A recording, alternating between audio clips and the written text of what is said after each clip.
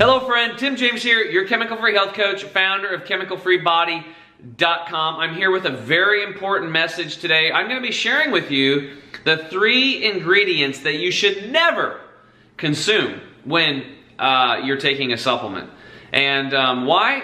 Because they're going to cause you long-term problems. That's what it boils down to. So this video was preempted basically because I got sick and tired myself of doing all this research on the main ingredients in a product, and then making sure that it's non-genetically modified, making sure that the product is organic, making sure that the product is naturally occurring in nature, and it's just from a good source, and it's fair traded, and there's no slave labor. That's a lot of work. And then you finally get that done, and then you find out that there's these other ingredients that manufacturers use to get these products to go through their machines. So basically, what these things are, these other ingredients, are called excipients, and they're like binders to hold tablets together, or they're flow agents, so the raw materials will flow through machines really fast for encapsulation, and bind these fillers to kind of fill in the capsules too, because a lot of people,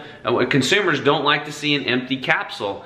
So to increase sales and make it look good, they fill it up. That would be a filler. So the problem is a lot of these binders, fillers, and flow agents actually cause some problems in the human body, and I'm going to share these with you today, what I learned, and hopefully this will prompt you to read your label, not just the ingredients, but the other ingredients. So you could have great ingredients, but if the other ingredients are bad, it's kind of like this story I heard where this woman was making brownies, and she had world famous brownies, and her daughter and her friend came up and wanted to obviously have some of those brownies, and she asked mom if she could go to this rated R movie, and the daughter was not of age to go to that movie, and she said, sure, you can go to the movie, which was really weird because the mother never allowed this, but the mother said that you have to eat my brownies first.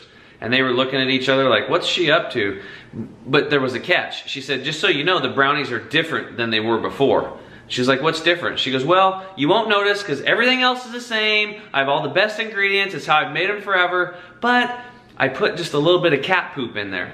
And then the girls were all grossed out. And she's like, but you won't even notice it. You won't even see it. It's going to taste the same. And the girls are completely grossed out and they didn't want it. Okay?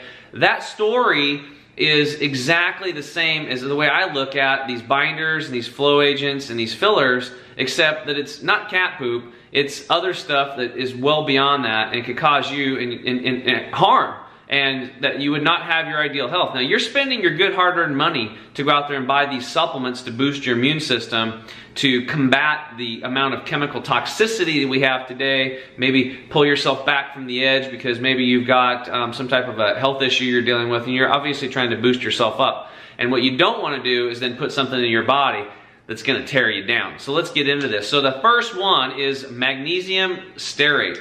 Now, magnesium stearate can come from cow bones.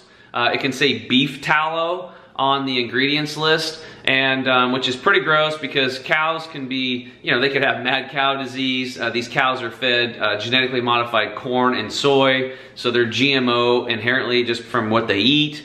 They're also loaded with antibiotics and other types of injections and stuff like that, growth hormones. So it's just something you want to stay away from. And there's also vegetable sources like canola and soy and other hydrogenated oils, and they actually heat them on a hot plate and coagulate those oils, and they dry them into a powder, and that's how they make magnesium stearate on a vegetable source. But just want to stay away from it. So check this out. So I pulled this article up at PubChem. It's just an open chemistry, and this is actually about magnesium stearate. Now, just so you know, magnesium stearate is on the EPA's Toxic Substance Control Act inventory list, if this gives you an idea. Safety and hazards can cause skin irritation, cause serious eye irritation, may cause respiratory irritation. There's a specific target organ toxicity, respiratory tract irritation, may cause long-term and lasting effects to aquatic life. So it's basically hazardous to the environment. That's just not good at all. So that's just something you don't want to do. I mean, this product, magnesium stearate, could literally lower your immunity. And here's some other stuff. Actually, they gave lethal doses of it to rats, and 50% kill rate over 10,000 milligrams. Lower doses on the rats actually changed their weight in their liver and lowered their weight in their kidneys, and they got some bladder issues as well. Now, I also pulled up a material, I'll cover the company's name up, but there's a material safety data sheet that I pulled up on magnesium stearate, and it says first aid measures, all right? Eye contact, wash thoroughly with running clean water. Get medical advice if irritation develops. Skin contact, inhalation, wash with clean water. Remove to fresh air. Get medical attention for any difficulty breathing. Ingestion, seek medical advice. Yet we're ingesting it a lot in these capsules. And I thought I highlighted one more thing in the back here. Oh yeah. Yeah, it's on the EPA's Toxic Substance Act. So that's magnesium stearate. All right, let's go to number 2, one of my favorites, silicon dioxide.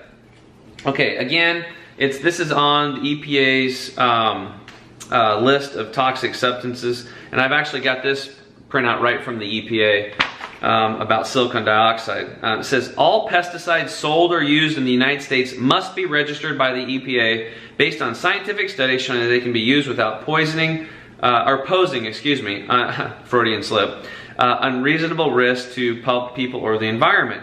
Now, the use profile says that silicon dioxide is an insecticide, and it's used in controlling insects, mites, and ticks, a variety of indoor and outdoor sites. It's a dust. It's applied with a handheld deal, and it's put on grain and other food, and pets and their sleeping areas. So here's the human health assessment. Toxicity says available studies demonstrate that silicon dioxide have moderate to low toxicity. The pesticides have been placed in toxicity category number 3 for acute oral and dermal effects. That means your skin. And the toxicity ranges in, level 1 is the worst and level 4 is the lowest. So it's a level 3. And both silicon, let me see if there was anything else in here. Oh yeah, in its primary component, silica is found in common minerals like quartz, sand, and allergen. Typically, from what I've discovered, it's mostly from sand. So when you're consuming silicon dioxide or just silica, it's basically sand. And this can cause hardening of the arteries. This can cause liver stones and gallstones. Just something you don't want to put in your body. All right, let's go to number 3, dicalcium phosphate. So dicalcium phosphate, again, I pulled up some stuff on it, and here is a safety data sheet. It can cause skin irritation, eye irritation, respiratory irritation. Wear protective gloves or protective clothing, eye protection when you're using it. And if you ingest it, call a poison center doctor if you feel unwell. And it goes into a whole bunch of other stuff. But it's used as a filler and a binder in some of these tablets. It comes from completely inorganic rock sources, and it can cause joint issues. That was a big one I talked to Dr. Treadway about. He said specifically dicalcium phosphate it can cause joint issues. How many people today are having problems with joints? A lot. And it can also cause gallstones, liver stones, kidney stones, and it will irritate your digestive tract and your respiratory tract. So the point is, guys, is even though these things are, some of them are considered safe in lower doses, who decided that? Okay, if a lethal dose, if it's lethal in a large dose and it can kill you, doesn't that mean that if you take a little bit, it could be killing you just a little bit every day?